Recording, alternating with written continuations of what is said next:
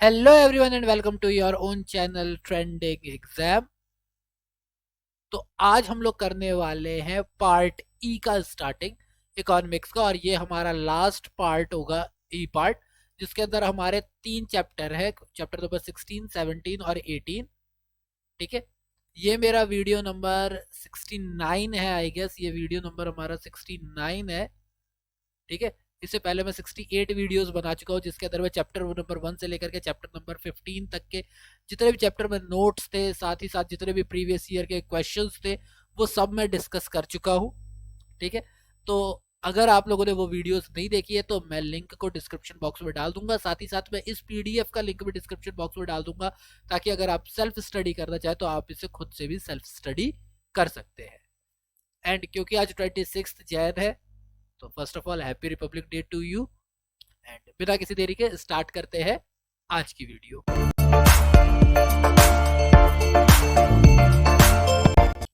तो आज का जो हमारा पोर्शन है पार्ट ई, जिसके अंदर हम लोग बात करेंगे डेमोग्राफी के बारे में।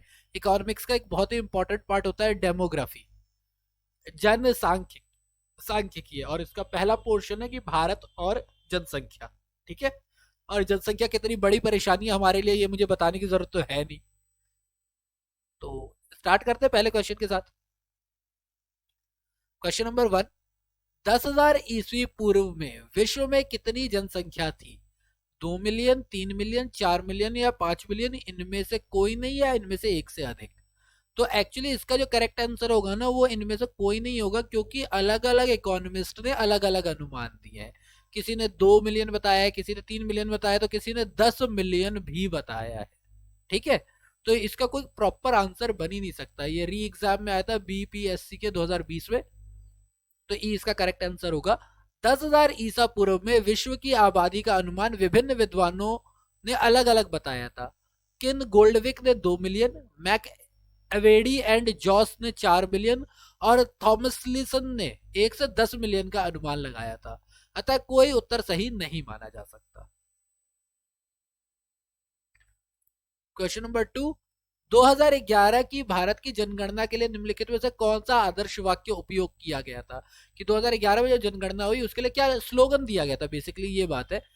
Our future our country, our future our census, people of India our census, या फिर आवर सेंसस आवर फ्यूचर? तो डी वाला जो है करेक्ट है, 2011 में यही दिया गया था, आवर सेंसस आवर फ्यूचर। 2016 का क्वेश्चन है ये। वर्ष 2011 की भारत की जनगणना के लिए आदर्श वाक्य आवर सेंसस आवर फ्यूचर, हमारी जनगणना हमारा भविष्य का उपयोग किया गया था। वर्ष 2011 की जनगणना देश की 15वीं राष्ट्रीय जनगणना थी। क्वेश्चन नंबर 3, जनसंख्या की प्राकृतिक वृद्धि निम्न में से किसका परिणाम है? यानी कि जनसंख्या में जो प्राकृतिक नेचुरल वृद्धि होती है वो किसकी वजह से होती है? अघोषित जन्म दर, अघोषित मृत्यु दर, प्रवर्जन या विवाह? तो ये जो प्राकृतिक दर है ना, ये प्राकृतिक कारणों के कारण होती है, तो जन्म दर और मृत्यु दर ही इसका कारण है। तो ए और बी इसके दोनों ही रीजन होंगे, तो इसके हिसाब से हमारा जो आंसर होगा वो होगा डी। ठीक है, ठीक है, डी है। जनसंख्या वृद्धि अथवा जनसंख्या परिवर्तन का अभिप्राय किसी क्षेत्र में समय की किसी निश्चित अवधि के दौरान बसे हुए लोगों की संख्या में परिवर्तन से है। यह परिवर्तन धनात्मक या ऋणात्मक दोनों हो सकता है, यानी जनसंख्या बढ़ भी सकती है, घट भी सकती है। इसे निरपेक्ष संख्या व प्रतिशत के रूप में अभिव्यक्त किया जा सकता है। जनसंख्या परिवर्तन किसी क्षेत्र की आर्थिक प्रगति, सामाजिक उत्थान, ऐतिहासिक और सांस्कृतिक पृष्ठभूमि का एक महत्वपूर्ण सूचक होता है। जनसंख्या की प्राकृतिक वृद्धि किसी क्षेत्र विशेष में दो समय अंतराल, यानी दो टाइम के बीच का जो गैप होता है, में जन्म और मृत्यु दर के अंतर से बढ़ने वाली जनसंख्या को उस क्षेत्र की प्राकृतिक वृद्धि कहते हैं। कि जन्म दर कितना रहा, मृत्यु दर कितना रहा, उसकी वजह से जो जनसंख्या में चेंज आया उसे प्राकृतिक वृद्धि कहते हैं। तो जनसंख्या की प्राकृतिक वृद्धि इज इक्वल टू जन्म माइनस मृत्यु।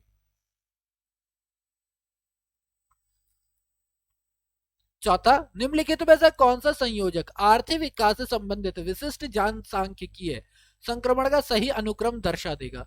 जनसांख्यिकीय का सही अनुक्रमण, तो देखो, जब कोई भी अर्थव्यवस्था शुरू होती है तो उसमें उच्च जन्म दर और उच्च मृत्यु दर होती है, ये बात करेक्ट है। निम्न जन्म दर, निम्न मृत्यु दर, उच्च जन्म दर, निम्न मृत्यु दर। तो कोई भी अर्थव्यवस्था की अगर हम स्टार्टिंग की बात करें तो उसमें उच्च जन्म दर और उच्च मृत्यु दर होती है। उसके बाद हम लोग इलाज वगैरह करके सबसे पहले मृत्यु दर में कमी लेकर के आते, जन्म दर में नहीं, सिर्फ मृत्यु दर में कमी लाते। तो ये पहला होगा, ये दूसरा होगा। और उसके बाद जब हमारा मृत्यु दर में कमी आ जाती है, तब हम कोशिश करते हैं कि भैया आप लोगों को सजग बनाया जाए कि जनसंख्या बढ़ रही है और अब जन्म दर में भी कमी लाई जाए। तो ये होना चाहिए। तो हमारा हो जाएगा 132, इस टाइप से होगा हमारा। तो बी हमारा करेक्ट आंसर होगा। जनसांख्यिकीय संक्रमण एक ऐसा सिद्धांत है जो समय के साथ साथ जनसंख्या में हुए परिवर्तन को दर्शाता है।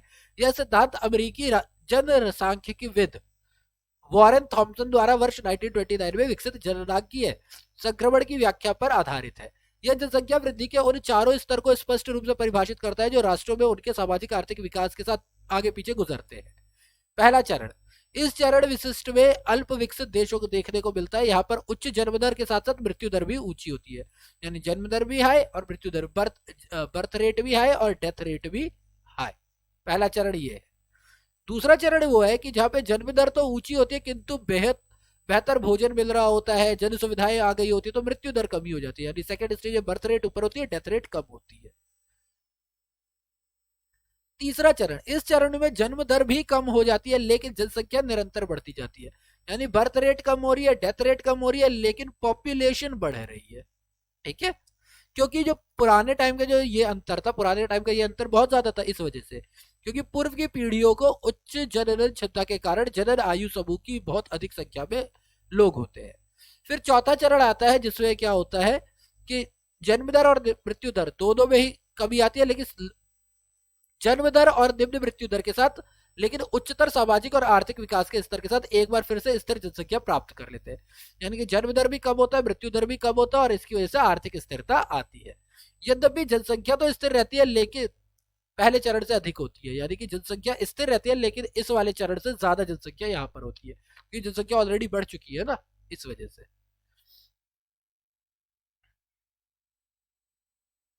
क्वेश्चन नंबर 5, जनसंख्या वृद्धि के स्वरूप से एक दीर्घ कालावधि में घटित क्रमिक परिवर्तन क्या कहलाता है? हमने ऊपर ही पढ़ा है, इसको हम लोग बोलते हैं जननांकीय संक्रमण। जनसंख्या विस्फोट, जननांकीय गत्यात्मकता या जननांकीय रूपांतरण नहीं कहते, संक्रमण कहते हैं। ठीक है। क्वेश्चन नंबर 6, स्थायी जनसंख्या संरचना के लिए निम्नलिखित में से एक प्रक्रिया का चयन कीजिए। स्थायी बोला हुआ, स्थायी तब होगी या तो दोनों उच्च हो या तो दोनों ही कम हो। ठीक है, तो ये दोनों ही स्थिर हो। तो बढ़ती हुई जन्म दर के साथ स्थिर मृत्यु दर ये नहीं हो सकता, घटती के साथ बढ़ती ये भी नहीं हो सकता, स्थिर जन्म दर और मृत्यु दर ये हो सकता है, स्थिर जन्म दर के साथ घटती मृत्यु दर ये भी नहीं हो सकता। यानी या तो दोनों बढ़ते हुए हो, या तो दोनों घटते हुए हो, या तो दोनों स्थिर हो, तो ही तो हमें स्थायी मिलेगा। स्थायी जनसंख्या संरचना की स्थिति में जन्म दर और मृत्यु दर दोनों ही नियंत्रित और नीची दर पर बनी रहते हैं, अर्थात दोनों में ही परिवर्तन समान दर पर होता है, जिससे जनसंख्या वृद्धि की दर स्थिर बनी रहती है।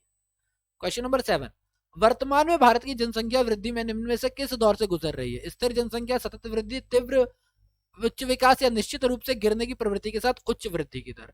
तो अभी जो हमारी वर्तमान है, यानी 2015 की बात करें, उस टाइम के हिसाब से भी बात करें, तो अभी हमारी डी वाली कैटेगरी है, निश्चित रूप से गिर रही है की प्रवृत्ति तो है, लेकिन अभी भी वृद्धि की दर जो है काफी ज्यादा है। ठीक है,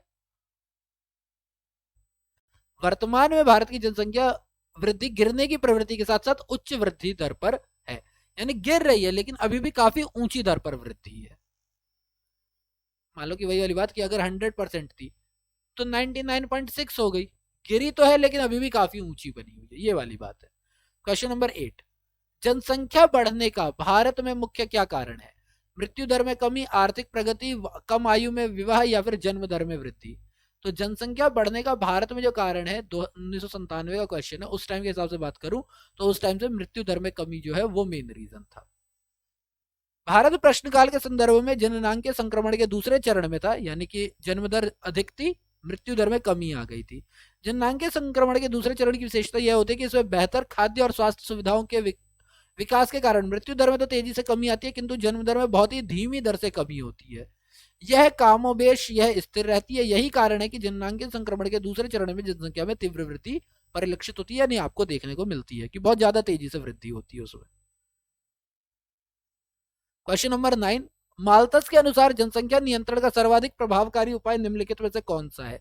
माल्थस के बारे में आप सभी जानते हैं, प्लस और मल्टीप्लाई वाला रूल दिया था इन्होंने कि हमारे संसाधन प्लस होते हैं लेकिन हमारी पॉपुलेशन मल्टीप्लाई होती है, काफी अच्छा रूल था ये। तो युद्ध, विपत्ति, जन्म नियंत्रण या अनैतिक व्यवहार। तो सीधी सी बात है, कोई भी इकोनॉमिस्ट जो है वो युद्ध, विपत्ति और अनैतिक व्यवहार को नहीं देगा, सपोर्ट करेगा। वो कहेगा भैया जन्म दर पे नियंत्रण करो। माल्थस पहले ऐसे व्यक्ति थे जिन्होंने 1798 में प्रकाशित लेख प्रिंसिपल ऑफ पॉपुलेशन में एक और जनसंख्या की वृद्धि और जननांकीय परिवर्तन और दूसरी ओर सांस्कृतिक एवं आर्थिक परिवर्तनों का उल्लेख किया था। माल्थस ने जनसंख्या नियंत्रण हेतु विवाह स्थगित करने को प्रमुख निवारक माना कि आप शादी लेट करवाओ। हालांकि उनके प्रारंभिक लेख में माल्थस ने यह नहीं माना कि निवारक निरोध यानी प्रिवेंशन चेक्स जैसे विवाह में देरी, नैतिक संयम आदि मानव के जन्म दर को इतना घटा देंगे कि सकारात्मक नियंत्रण निरंतर काम नहीं करेंगे। परंतु माल्थस ने अपनी पुस्तक 1798 में 1817 में वो एक और बात लेकर के आए कि संस्करण में विवाह में देरी करके, विवाह से पहले ब्रह्मचर्य का पालन करके और विवाह के पश्चात अधिकाधिक आत्मनियंत्रण रखकर अर्थात जन्म दर को कम करने के निरोधक उपाय यानी प्रिवेंशन चेक द्वारा जन्म दर को किसी सीमा तक कम करने की संभावना को स्वीकार किया है। कि आप एक, जैसे हमारे यहाँ भी है ना कि आप 4 सेट में रहते हो, ये ब्रह्मचर्य होता है, ये गृहस्थ होता है, ये वनप्रस्थ होता है और ये कहते हैं आपका वो होता है संन्यास होता है। तो यही बोला हुआ ना कि इस टाइम पे ब्रह्मचर्य करें, इस टाइम पे अगर आप शादीशुदा भी है तो भी आप अपने उसको क्या करें, संयम रखें जन्म दर को, ये बोला ना आत्मनियंत्रण रखें। तो इस तरीके से आप जन्म दर पे एक ढंग तक काबू रख सकते हैं। क्वेश्चन नंबर 10, माल्थस के जनसंख्या सिद्धांत के अनुसार जनसंख्या में वृद्धि होती है ज्यामितिक क्रम में, अंक गणितीय क्रम में, हरात्मक क्रम में या उपरोक्त में से कोई नहीं। तो ये थी ज्यामितिक तौर पे, उन्होंने कहा था मल्टीप्लाई होता है। तो ये माल्थस ने अपने जनसंख्या सिद्धांत में ये प्रतिपादित किया था कि उत्पादन अंक गणितीय क्रम यानी कि जो हमारा संसाधन है वो प्लस होते हैं, 1 + 1 + 1 इस तरीके से, जो कि जनसंख्या जो है गणितीय रूप से बनती है, 1 1 का दुगना 2 2 का दुगना 4 4 का दुगना 8 इस तरीके से मल्टीप्लाई होती है वो। क्वेश्चन नंबर 10, निम्नलिखित में से कौन सा जनसंख्या की जननांकीय विशेषताओं का हिस्सा नहीं है? जनसंख्या का घनत्व, रहन सहन का स्तर, लिंगानुपात, ग्रामीण शहरी जनसंख्या। इनमें से कौन सा जननांकीय विशेषताओं का हिस्सा नहीं है? तो रहन सहन का स्तर जो है वो जननांकीय विशेषताओं का हिस्सा नहीं है। रहन सहन का स्तर जनसंख्या की जननांकीय विशेषताओं का हिस्सा नहीं है। जनसंख्या की जननांकीय विशेषताओं में जनसंख्या का घनत्व, लिंगानुपात, ग्रामीण शहरी जनसंख्या, साक्षरता, आयु संरचना और जीवन प्रत्याशा मुख्य रूप से शामिल किए जाते हैं। क्वेश्चन नंबर 12, भारत में सर्वाधिक जनसंख्या का घनत्व संबंधित है औद्योगिक क्षेत्रों से, समुद्री तटीय मैदानों से, कम ऊंचाई वाली युक्त पहाड़ियों से या फिर समतल धरातलीय बनावट, उपजाऊ मिट्टियां और पानी की उपलब्धता वाले क्षेत्रों से। तो भारत की जो सर्वाधिक जनसंख्या घनत्व है वो औद्योगिक क्षेत्रों में है। ठीक है, 2006 का क्वेश्चन है। मेन जो है जो महानगर है जहां उद्योग है वहीं पे तो लोग रहेंगे क्योंकि नौकरी की तलाश में लोग बाहर आए हुए होते हैं। सर्वाधिक घनत्व जो है वो औद्योगिक क्षेत्र में है। ठीक है, भारत में जनसंख्या सर्वाधिक जनसंख्या का घनत्व औद्योगिक क्षेत्रों में विशेषकर मुंबई, कोलकाता आदि जैसे महानगरों में संबंधित है। ठीक है, इस चैप्टर में आपके 323 क्वेश्चंस हैं। ठीक है, प्रीवियस ईयर के क्वेश्चन, और अभी हम लोग कर रहे हैं 12वें नंबर का क्वेश्चन। काफी सारे क्वेश्चंस हैं जो कि मैं करूँगा और पूरा कंप्लीट ही करवाऊंगा। अगर मैं 40 क्वेश्चन पर वीडियो भी बनाता हूँ ना तो 8 पार्ट तो कहीं नहीं गया, 8 पार्ट तो बनेंगे इस चैप्टर के। चैप्टर नंबर 13, बंध्याकरण के लिए जो जनसंख्या निर्धारित करने का एक अधिक विश्वसनीय तरीका है। बंध्याकरण, दंपतियों को अपनी इच्छा से ना कराने के कुछ कारण क्या है? बंध्याकरण जो है वो कोई कुछ क्यों नहीं करवाते? लड़कों के लिए इच्छा, शिशु मृत्यु की ऊंची दर, समझदारी की कमी या फिर अति गरीब परिवारों की आर्थिक मजबूरियां। तो ये जो कहलाता है यह चारों ही रीजन है इसके। बंध्याकरण इसलिए नहीं करवाते, दंपत्ति अपनी इच्छा से जो नहीं करते वो इसीलिए नहीं करते। भारत में जनसंख्या की तीव्र वृद्धि दर एक समस्या है। इंदिरा गांधी सरकार द्वारा 70 के दशक में इस दिशा में किए गए प्रयासों की आलोचना के कारण आगे अन्य किसी भी सरकार ने इस दिशा में प्रयास नहीं किया। भारत में बंध्याकरण के प्रति लोगों की अनिच्छा के कारक संरचनात्मक हैं। इसमें उच्च शिशु मृत्यु दर है, गरीबी है, अशिक्षा, अज्ञानता है, लड़के की इच्छा है, धार्मिक विश्वास है, मनोरंजन के साधन की कमी आदि बहुत सारे हैं। यार ये थोड़ा पॉइंट अलग नहीं हो गया? ओके, ये ना आइडिया का एक ऐड आया था मेरे को, उसकी याद आ गई इसकी, इस वजह से। क्वेश्चन नंबर 14, भारत में प्रथम जनगणना कब प्रारंभ हुई? 1872, 1888, 1891 या फिर 1894? तो 10 सालों में एक जनसंख्या होती है, 2011 वाली आपको पता है 15वीं जनसंख्या थी, तो दैट मीन्स ये कब हुई होगी? 1881 में। सबसे पहली जो थी वो 1881 में हमारी राष्ट्रीय वाली हुई थी, लेकिन सबसे पहली बार जो की गई थी वो एक्चुअली 1872 में की गई थी।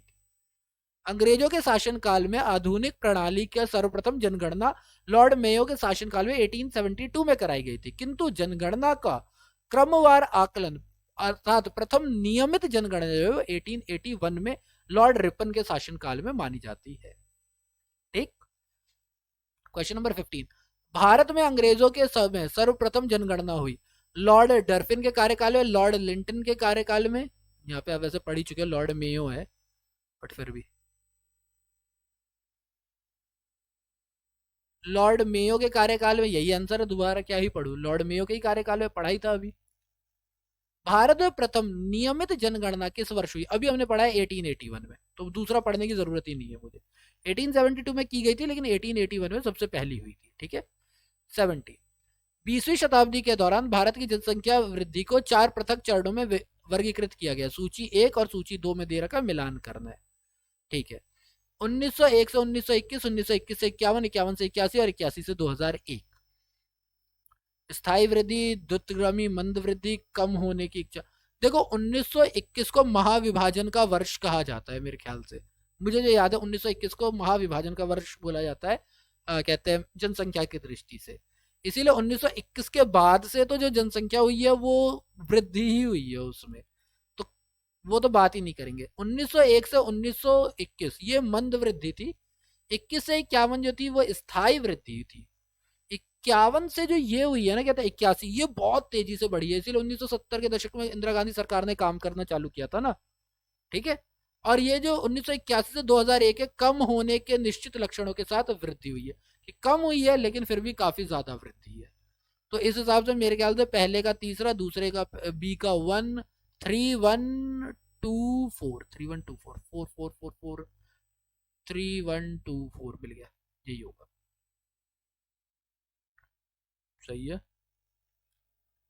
वर्ष 1901 से 1911 के दशक में जनसंख्या की दशकीय वृद्धि की दर 5.75% थी, जो कि 11 से 21 के दशक में की जनसंख्या में दशकीय दर जो है ऋणात्मक हुई और -0.31 हो गई। फलस्वरूप 1901 से 1921 की अवधि में भारत की जनसंख्या कमाबोश स्थिर है, यानी बहुत ही मंद वृद्धि हुई। 21 से 51 की अवधि में 3 दशकों में जनसंख्या स्थायी हुई वृद्धि हुई, धीरे धीरे हुई थी, लगभग यानी कि 21 से 31 तक 11%, 31 से 41 14.22% और 41 से 51 13.31%। लेकिन 51 से 81 के अंदर बहुत तेजी से वृद्धि हुई 3 दशकों में। 51 से 61 21.5, 61 से 71 24.80 और 71 से 81 24.66। फिर अगर 1981 की बात करें तो भारत की जनसंख्या में वृद्धि होती रही, किंतु इस अवधि में वृद्धि की दर क्रमशः कम होती जा रही है। इसीलिए इस अवधि को कम होने के लक्षणों के सहित तीव्र वृद्धि की संज्ञा दी गई। 91, 2001 और 2011 के दशक में जनसंख्या वृद्धि किस हिसाब से थी? पहले 23.87 थी, फिर 21.54, फिर 17.7, यानी कि अब वृद्धि तो हो रही है लेकिन वृद्धि की परसेंटेज में कमी आ रही है। क्वेश्चन नंबर 18, 2011 की जनगणना के अनुसार 2001 से 2011 के दशक में जनसंख्या वृद्धि की दर की प्रतिशत क्या थी? अभी हमने पढ़ा था कि कितनी दे रखी थी, 17.64 दे रखी थी। कितना दे रखा था ऊपर, अभी हमने पढ़ा तो था 2000 से 11 के दशक में कितना दी गई थी, 17.7। वो तो यहाँ पे कोई सी है नहीं, ठीक है, तो इसमें से कोई सा भी नहीं होगा। वर्ष 2011 की जनगणना के अनुसार 2001 से 11 के दशक में जनसंख्या की वृद्धि 17.7% रही, जबकि 1 से 91 तथा 81 की जनगणना की वृद्धि दर कितनी थी? 2001 में 21.54, 91 में 23.87, 81 में 24.66। वर्ष 2001 में जनगणना में भारत की जनसंख्या 1000 यानी 1 अरब पार कर चुकी थी, 1028.73 मिलियन थी, जो कि 2011 के हिसाब से 1210.87 मिलियन हो गई। हालांकि वर्ष 2011 में अंतिमतम आंकड़ों में यह वृद्धि 17.64% ही थी। वैसे यानी कि वैसे बोला गया 17.7%, और बाद में जो कैलकुलेट किया गया तो वो कितना आया 17.64%। क्वेश्चन नंबर 19, निम्नलिखित में से कौन सा युग्म सुमेलित नहीं है? 71 का 24.66, 81 का 23.87, इसका 21.54 या 2001 से 19.05। तो हमने पढ़ा था कि ये वाला 17.7 था, जिस जो बाद में 17.64 निकला, तो 19 का तो कोई लेना देना है ही नहीं, इसीलिए डी हमारा करेक्ट आंसर हो जाएगा कि ये मिला हुआ नहीं है, सही नहीं है ये। क्वेश्चन नंबर 20, भारत में निम्नांकित जनगणना वर्षों में से किस वर्ष जनसंख्या में सर्वाधिक प्रतिशत बदलाव अंकित किया गया? 71, 81, 91 या 2001? तो सबसे ज्यादा जो प्रतिशत वृद्धि थी वो 2071 में ही हमने देखी, सबसे ज्यादा इसी में चेंज आया था। उसके बाद ग्रोथ हो रही है, लेकिन ग्रोथ की जो स्पीड है वो घटती जा रही है। भारत की जनसंख्या में सर्वाधिक प्रतिशत बदलाव 1971 में देखने को मिला था। इस समय दशकीय वृद्धि 24.80% थी, जबकि वर्ष 1981 में 24.66% हुई, घट गई। 91 में 23.87, 2001 में 21.54 और 11 के हिसाब से तो आपको पता ही 17.7।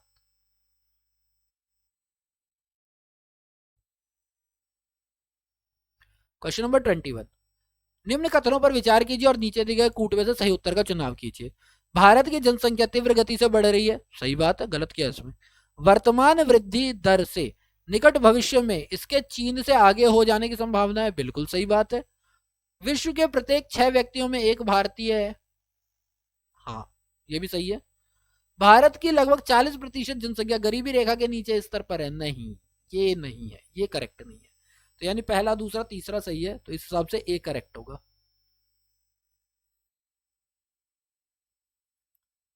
यदि 1921 जनगणना के वर्ष को छोड़ दिया जाए तो 1901 से लेकर के 1971 तक भारत की दशकीय जनसंख्या वृद्धि दर में निरंतर वृद्धि होती रही है। 1961 से 71 के दशक में भारत की सर्वोच्च दशकीय वृद्धि 24.80% का दशक रहा। 1971 के बाद के दशकों में दशकीय वृद्धि में निरंतर गिरावट देखी जा सकती है, परंतु कुल मिलाकर के भारत की जनसंख्या तीव्र गति से बढ़ रही, बिल्कुल सही बात है। 1991 से 2001 में के दशक में भारत की जनसंख्या में 18.23 करोड़ की वृद्धि हुई। भारत की जन्म दर 31 प्रति हजार और चीन की जन्म दर 20 प्रति हजार है। अतः भारत की जनसंख्या 2025 तक चीन से आगे निकल जाने की संभावना है। वर्ष 2025 में भारत की जनसंख्या 1591 मिलियन, जबकि चीन की संख्या 1554 मिलियन हो जाने का अनुमान है। संयुक्त राष्ट्र जनसंख्या कोष की 2003 की वार्षिक रिपोर्ट के अनुसार विश्व की कुल जनसंख्या 6.3 अरब तथा 2001 के जनगणना अनुसार भारत की कुल जनसंख्या 102.8 करोड़ थी। अर्थात विश्व में प्रत्येक 6 व्यक्तियों में लगभग एक भारतीय है, इसीलिए तीसरा कथन भी सही है। प्रश्न काल में भारत की गरीबी रेखा के नीचे जीवन यापन करने वालों की जनसंख्या 40% से कम थी। साथ ही आधिकारिक आंकड़ों के अनुसार वर्ष 2011-12 में भारत में लगभग 21.92% लोग गरीबी रेखा के नीचे यानी बीपीएल में जीवन यापन कर रहे थे, इसीलिए कथन 4 गलत है।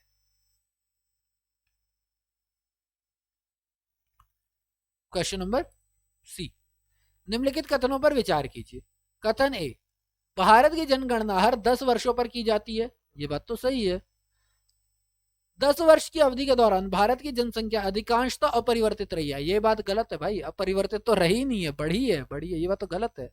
व्याख्या तो छोड़ ही दो, जब बात ही गलत है तो ये दो ऑप्शन तो ऐसे ही गलत हो गए। आर गलत है, ए सही है, सी करेक्ट होगा।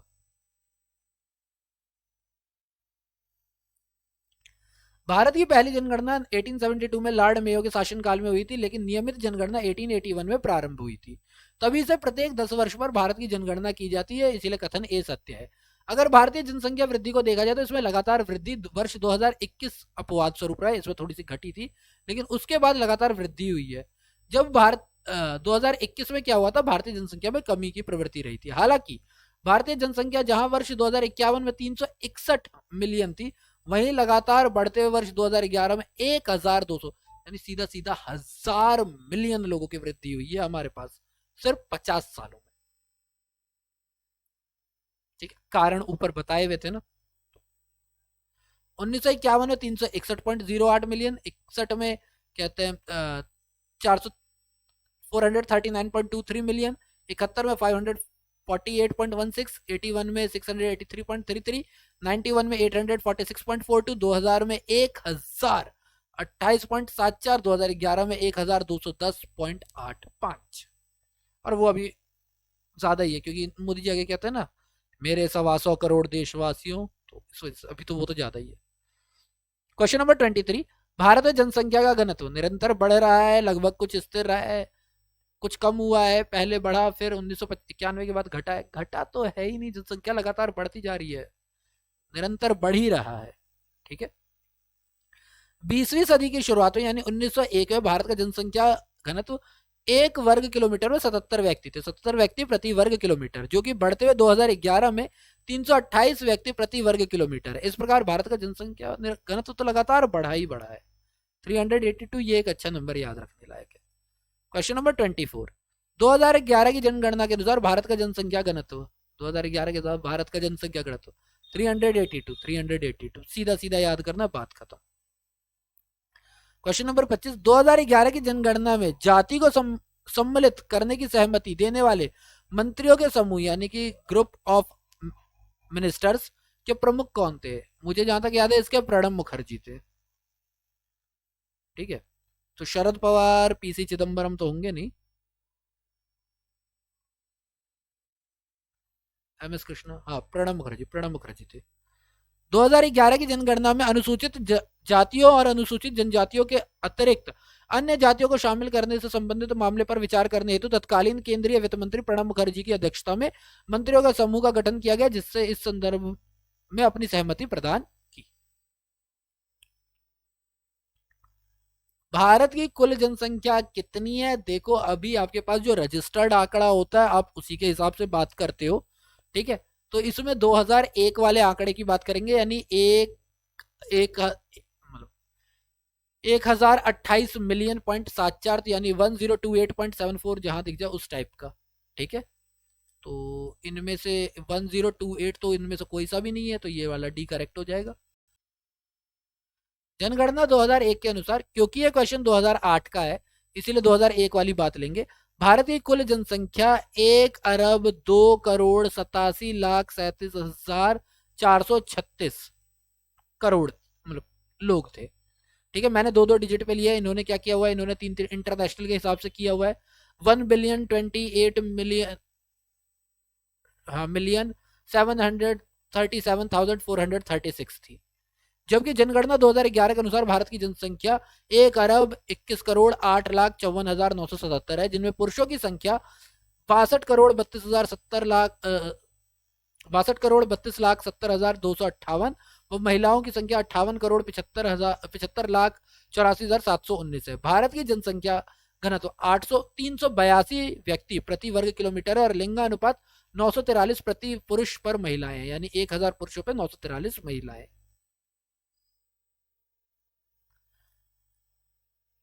क्वेश्चन नंबर 27, जनगणना 2001 के अनुसार भारत का जनसंख्या घनत्व कितना था?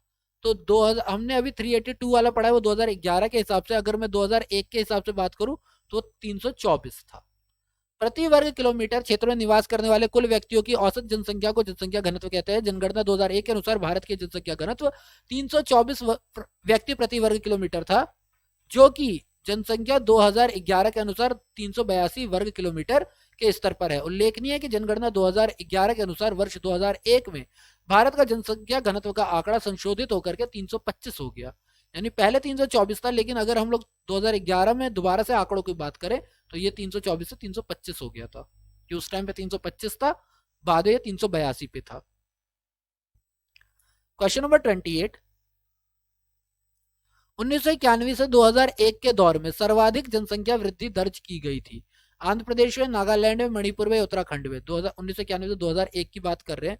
आपको भी जनगणना के बारे में पता तो होना ही चाहिए। तो 2006 के हिसाब से अगर हम बात करते हैं तो नागालैंड में सबसे ज्यादा जनसंख्या की वृद्धि देखी गई। जनगणना 2001 के अनुसार 1991 से 2001 के दौरान सर्वाधिक वृद्धि वाले 4 राज्य किस तरीके से थे? सबसे ज्यादा जनसंख्या वृद्धि हुई नागालैंड में 64.41%, फिर सिक्किम में 33.06%, मणिपुर में 30.2% और मेघालय में 29.94%। जनगणना 2011 के अनुसार सर्वाधिक दशकीय वृद्धि वाला जो राज्य है वो मेघालय ही था 27.9% के साथ, जबकि प्रश्नगत राज्यों में सर्वाधिक दशक वाला जो था वो उत्तराखंड था। ठीक है, 2011 के हिसाब से 18.8% के साथ।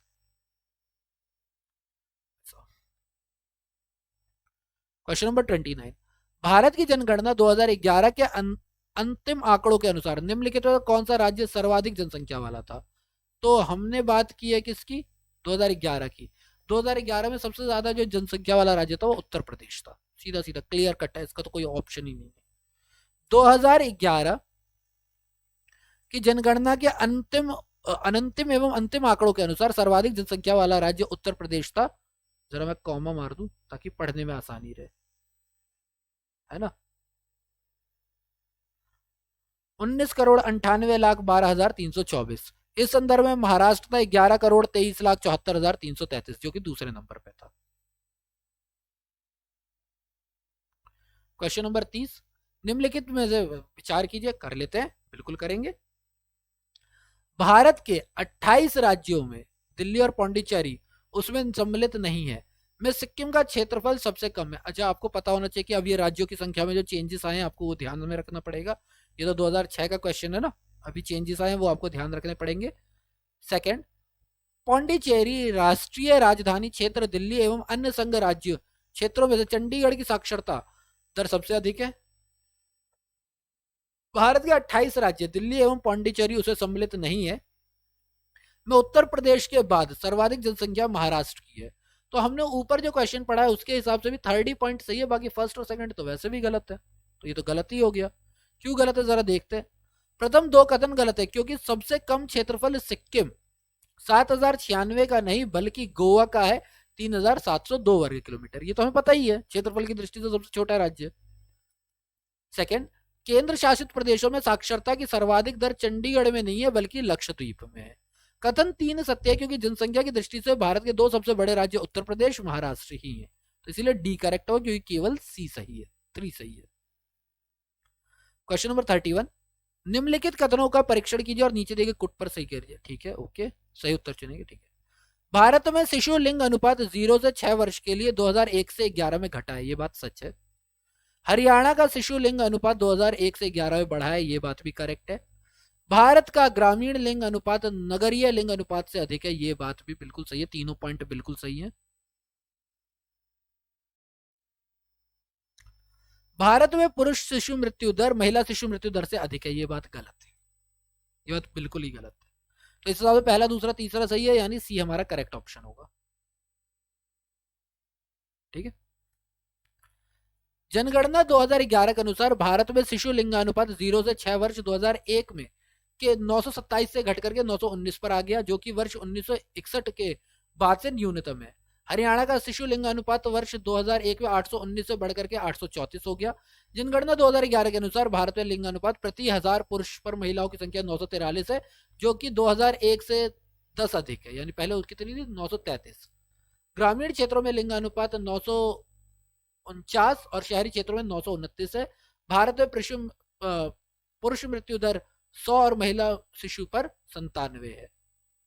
ठीक है, यानी कि भारत में पुरुष मृत्यु दर की अगर बात करें तो अगर 100 लड़के मरते तो 97 लड़कियां मरती है। तो इसीलिए चौथा वाला गलत हो जाएगा, मतलब कि बाकी सारे पॉइंट सही है। ठीक है, क्वेश्चन नंबर 32, निम्न वक्तव्यों पर विचार कीजिए। कथन 1, उत्तर प्रदेश देश में सबसे अधिक जनसंख्या वाला प्रदेश बना हुआ है 2011 के आंकड़ों के अनुसार, बिल्कुल सही। हमने अभी पढ़ा था 19 करोड़ के ऊपर थे। बिहार, पश्चिम बंगाल और महाराष्ट्र क्रमशः अवरोही क्रम में उसके नीचे है। अवरोही क्रम में महाराष्ट्र बिहार से पीछे नहीं, महाराष्ट्र दूसरे नंबर पे था, इसीलिए ये गलत है। व्याख्या तो बाद में देखेंगे, ये तो सीधा सीधा ही गलत है, तो ये दो ऑप्शन तो ऐसे ही हट गए। सी करेक्ट होगा। जनसंख्या 2011 के आधार पर शीर्ष 5 राज्य अवरोही क्रम में इस तरीके से है। पहले उत्तर प्रदेश, उससे नीचे महाराष्ट्र, उससे नीचे बिहार, फिर पश्चिम बंगाल और फिर आंध्र प्रदेश। इसीलिए ए सही है और आर गलत है। ठीक है, क्वेश्चन नंबर 33, 2011 की जनगणना के अनुसार बिहार राज्य जनसंख्या के अनुसार देश में कौन से स्थान पर था? तो तीसरे स्थान पर, सीधा सीधा तीसरे नंबर पे था, कुछ और क्या ही देखूंगा।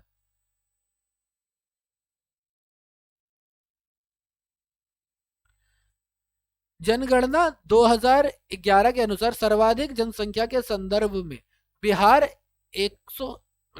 10 करोड़ हाँ 10,40,99,452 देश के साथ देश में तीसरे स्थान पर रहा। पहले नंबर पर उत्तर प्रदेश था 19,98,12,000 के साथ, और महाराष्ट्र 11,23,74,333 के साथ। इन्होंने इंटरनेशनल नंबर दे रखे, इसीलिए 3-3 संख्या के बाद कॉमा लगा रखा, मैंने इंडियन सिस्टम के हिसाब से बताया है। क्वेश्चन नंबर 32,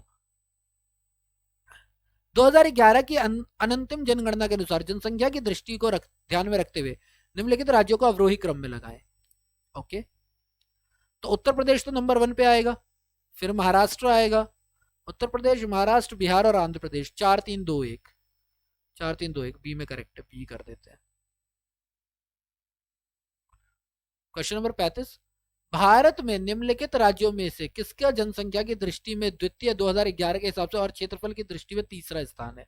तो जनसंख्या की दृष्टि से दूसरा स्थान तो महाराष्ट्र का ही था ना, जो कि क्षेत्रफल की दृष्टि से तीसरा भी था। ठीक है, जनगणना 2011 के अनुसार 3,07,713 वर्ग किलोमीटर क्षेत्रफल के साथ महाराष्ट्र का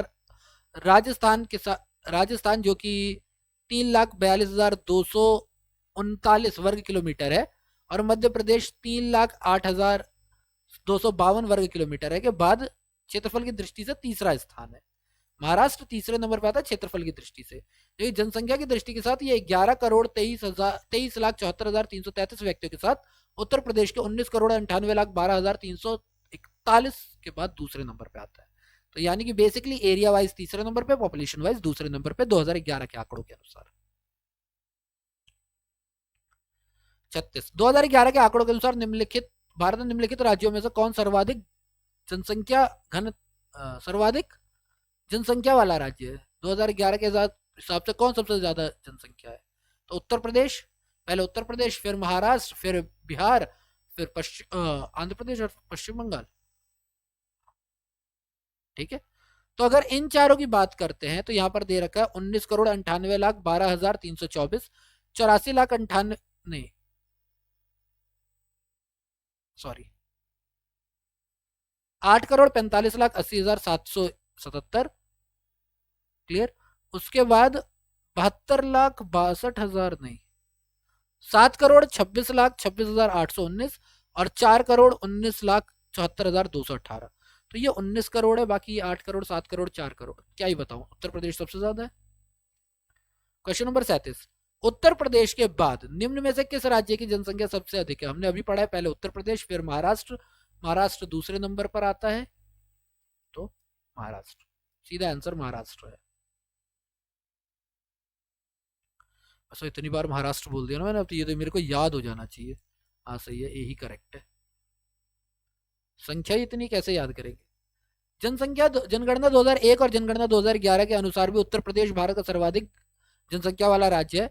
भारत की सर्वाधिक जनसंख्या वाले जो 5 राज्य वो इस तरीके से, उत्तर प्रदेश पहले 16 करोड़ था, अब 19 करोड़ पे आ गया, मैं 19 करोड़ ही बोल रहा हूँ, बाकी डेटा आप देख लेना। महाराष्ट्र 9 करोड़ पे था, 11 करोड़ पे चला गया है। बिहार 8 करोड़ पे था, 10 करोड़ पे चला गया। पश्चिम बंगाल 8 करोड़, फिर अब 9 करोड़ पे है। आंध्र प्रदेश जो 7 करोड़ पे था, अभी 8 करोड़ पे है, यानी सब में करोड़ों में ही वृद्धि हुई है। क्वेश्चन नंबर 38, निम्नलिखित में से किस राज्य की जनसंख्या सर्वाधिक है? भैया उत्तर प्रदेश के रहते हुए किसकी हो जाएगी सबसे पहले ज्यादा? 2016 का क्वेश्चन है। जब तक उत्तर प्रदेश है तब तक दूसरे का तो जानना ही नहीं।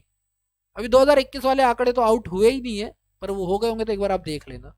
क्वेश्चन नंबर 39, निम्नलिखित राज्यों का सही अवरोही क्रम उसकी जनसंख्या 2001 के अनुसार क्या है? 2001 के हिसाब से, तो 2001 के हिसाब से भी हमारा यही है ना, मैं उधर देखना ही क्या, इधर ही देख लेते हैं ना। सबसे पहले उत्तर प्रदेश, फिर महाराष्ट्र, उत्तर प्रदेश के बाद महाराष्ट्र का दे रखा, एक ही जगह दे रखा, ये रहा बी करेक्ट, बात खत्म। उत्तर प्रदेश, महाराष्ट्र, बिहार, पश्चिम बंगाल, आंध्र प्रदेश, बी करेक्ट।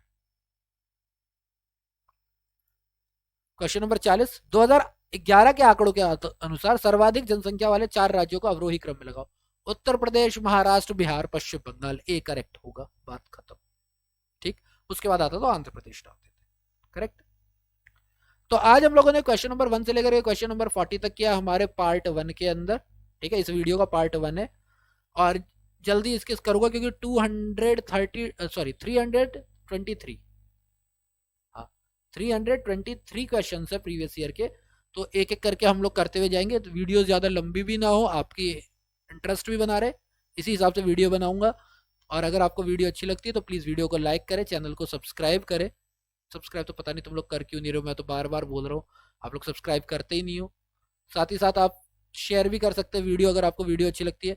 बाकी अगर आपके पास कोई कंप्लेन है कि भाई मुझे तुम्हारी वीडियो में ये बात पसंद नहीं आती, या फिर आपके पास मेरे पर लिए कोई एडवाइस है कि ये काम करो ज़्यादा अच्छा बनेगा वीडियो, कोई सजेशन है, तो प्लीज़ मुझे कमेंट बॉक्स में बताएं, ताकि मैं और ज़्यादा वीडियोज़ को इंटरेक्टिव बना सकूँ।